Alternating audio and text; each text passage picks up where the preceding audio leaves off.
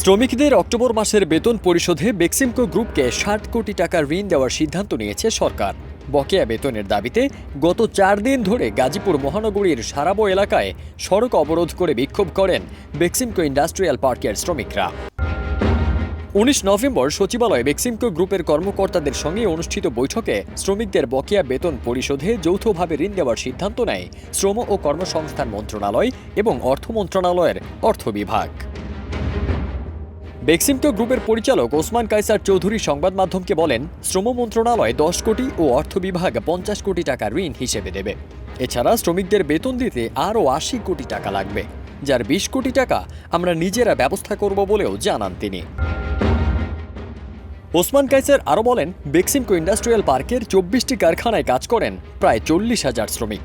কাঁচামাল আমদানি করতে না পারায় শ্রমিকদের এরকম বসিয়ে বসিয়ে বেতন দিতে হচ্ছে। বর্তমান পরিস্থিতিতে কারখানা বন্ধ করা ছাড়া কোনো উপায় নেই, তবে সরকার কারখানা খোলা রাখতে বলেছে।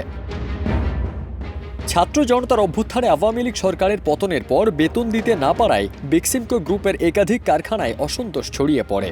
এতে ভাঙচুরের ঘটনাও ঘটে। তখন বেতন দিতে রাষ্ট্র মালিকানাধীন জনতা ব্যাংক ৫৫ কোটি টাকা ঋণ ছাড় করে। যদিও জনতা ব্যাংকে গ্রুপটির এখন প্রায় ১৮,০০০ কোটি টাকা খেলাপি। বেক্সিমকো গ্রুপের vice chairman Salman F Rahman ছিলেন সাবেক প্রধানমন্ত্রী শেখ হাসিনার বেসরকারি শিল্প ও বিনিয়োগ বিষয়ক উপদেষ্টা এবং শেখ হাসিনার সবচেয়ে আস্থাভাজন কয়েকজনের মধ্যে একজন। গত ১৩ আগস্ট গোপন তথ্যের ভিত্তিতে নৌপথে পলায়নরত অবস্থায় রাজধানীর সদরঘাট এলাকা থেকে তাকে গ্রেপ্তার করা হয়। বর্তমানে তিনি কারাবন্দী। ফারদিন সানি, দেশ রূপান্তর।